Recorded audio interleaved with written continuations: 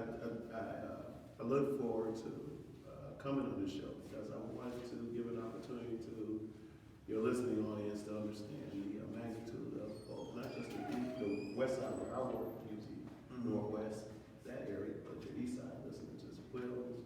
Been bombarding our office about coming to the east side and putting some work in over here as well. Right. So I did, I relished the idea of growing All for One into it's already a national agency. We're already in 6 states.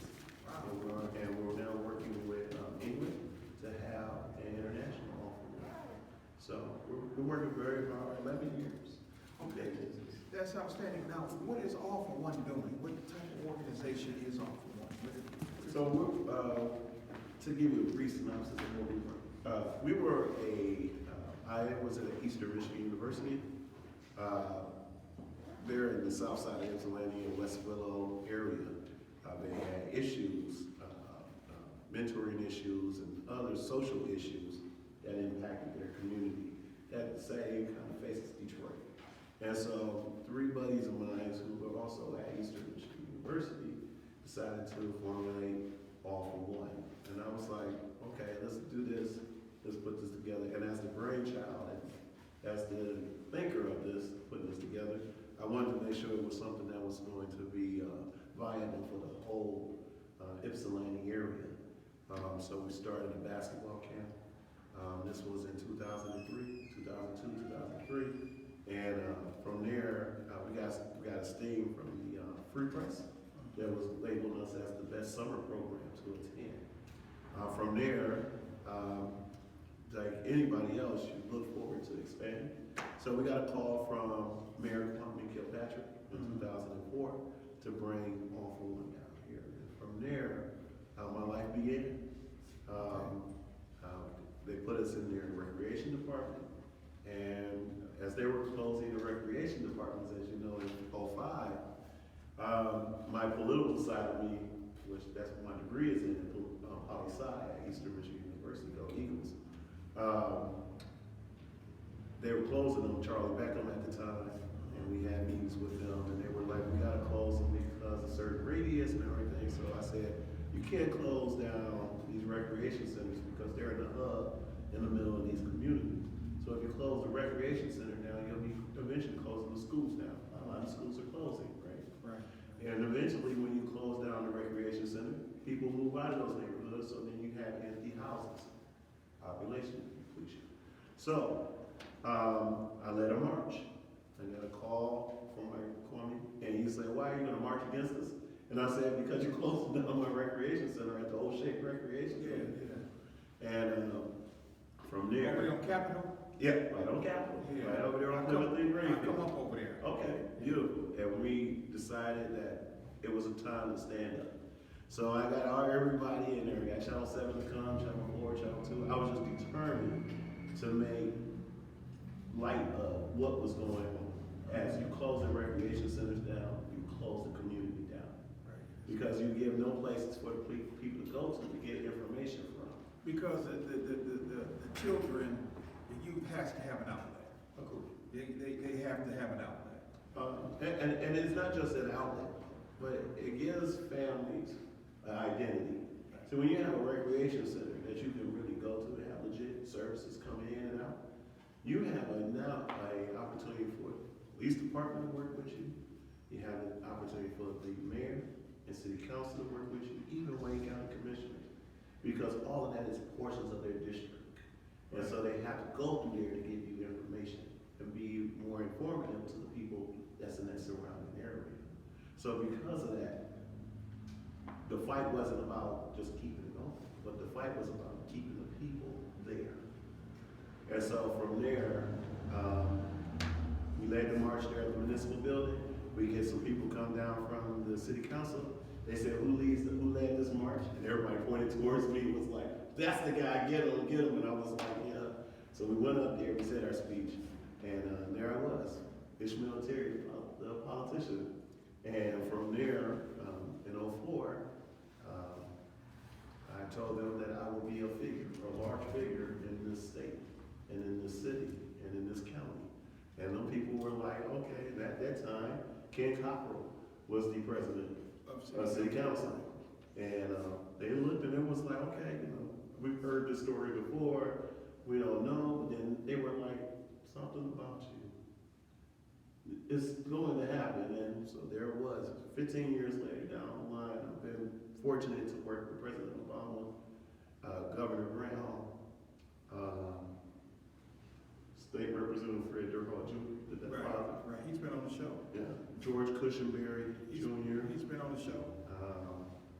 So everyone, every ray of politics in this great state, Congressman John Conyers, Been on the show. I have the opportunity to work either with or for. And I wanted to not just be the leader, I just wanted to be the constant information piece. I wanted to make sure that what came out of my mouth was the gospel. And the only way that can happen is if you're in the trenches. It was funny that they were like, the Michigan Democratic Party was like trying to do something with me. Like they were trying to figure out where do I fit in all of this. And at that time I was with the 14th Congressional. And they were like, well, Chairman Rick Blocker. Well, before Rick Blocker. Okay. And it was Hollow was the chair at that time. Okay. And so from there they were like, well, we got this young up and coming.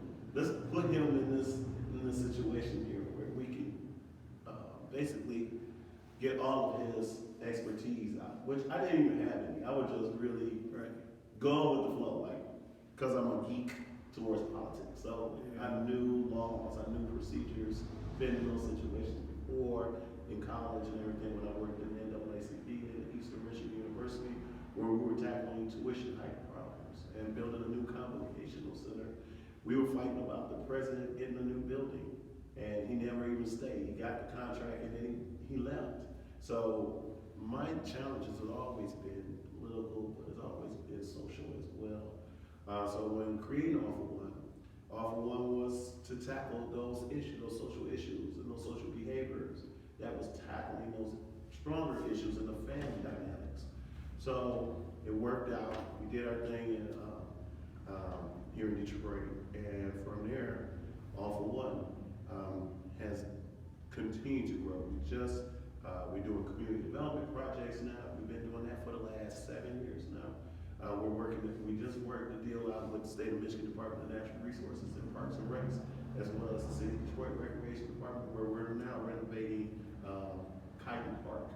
Right there, if anybody knows, that's right there on Chicago Boulevard by Linwood and Dexter. And so we're going to renovate that whole area. We're now going to have a new economic development corporation over there called Pleasant Heights Community, where we're going to align both Boston Addison, Linwood, and Dexter to each other, and we're going to renovate that whole area. So far, the mayor has given us the green light. We've already tore down, I think, 2,000 homes over there. We've already boarded up about like 68 homes. With the new Pleasant Heights Community Development, we're including the people in that communities, both Boston Addison, Linwood, and Dexter. Even grab some people from LaSalle Gardens to be in that. And so what we're gonna do is give them a new Because all that over there is what, District 5? It is, the state District 5. Midtown? Actually, no, it is south of Davidson and north of Joy Road. So everything in that area, everything from Central High School to Northwestern High School, all of that hub is where the factory is going to begin. I mean, right now we're blessed to have both UAW over there. Henry Ford has purchased a lot of property over there. They're gonna open up a new cancer center over there in that area. So it's going to become a new viable area. And so our concern was in the Russellwood Historic District where I stay, how is that going to impact us on 12th and Linwood, 12th and Virginia Park, and going trickling down to Linwood and trickling down to Dexter. No one had that vision. All we had was a lot of wording. Like we just had a lot of conversation. So now it's kind of like, let's change that and let's build a new dynamic over there.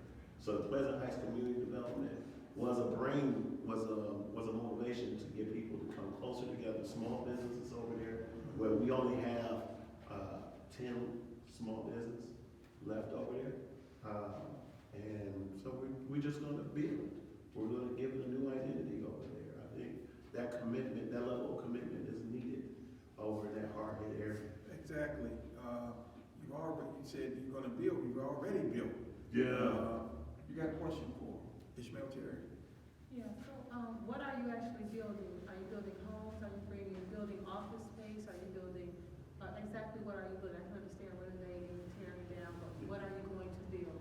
So we're gonna be, actually